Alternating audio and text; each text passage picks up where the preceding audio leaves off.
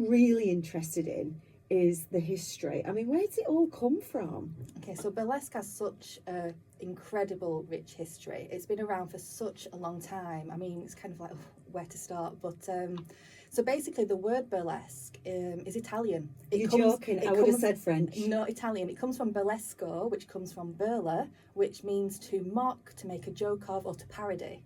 So the burlesque that we kind of hear about, it started in Victorian times in Britain, and performers would get up on stage and they would parody an upper class subject or an upper class person, because burlesque was considered very lowbrow entertainment. It was for the working classes.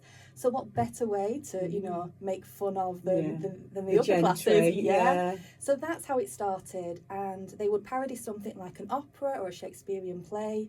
It also involved dancing, singing, a bit of everything, and that's how it developed.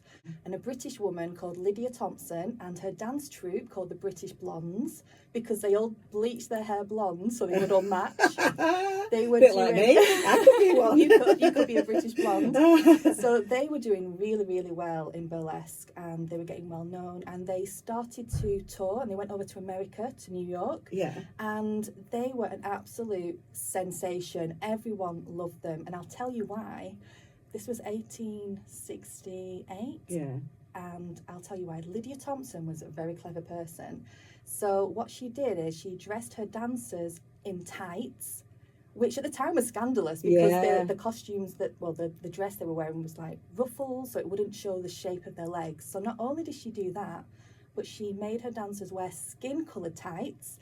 So from an audience's perspective, they couldn't tell that the performers were actually wearing clothes. It looked like they were baring their legs, which at the time, oh my goodness, scandalous. Absolutely scandalous. But what's really interesting is that in the 1980s, there was a burlesque revival. Neo-burlesque as it's known. So some performers in New York started performing burlesque again, and it became really popular again, but they put their own stamp on it. So they took influences from the past, but they made it their own. They made burlesque their own way, their own style. And I suppose the rest is history, really, because now we have lots of different styles of burlesque, not just the classic burlesque that people think of with maybe the feather fans and the bump and grinds. You now What's a bump and grind? Oh, a bump and grind. Bearing in mind we're at lunchtime. Okay.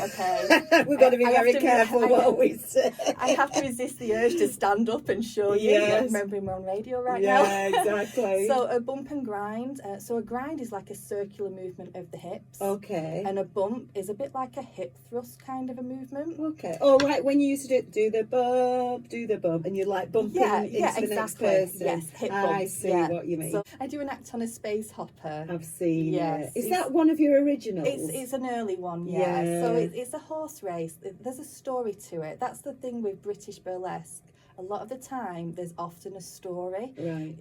I mean, I do comedy burlesque, so it's a mix of comedy and striptease. Yeah. But there's a story to it. There's a reason why maybe you're taking off an item of your clothing. And in my horse race act, it's a case of I'm distracting the other jockeys. Oh, I see. So I'll take my skirt off and fling it away because I'm distracting all the other jockeys, sort of thing. So there's a story to it. Okay.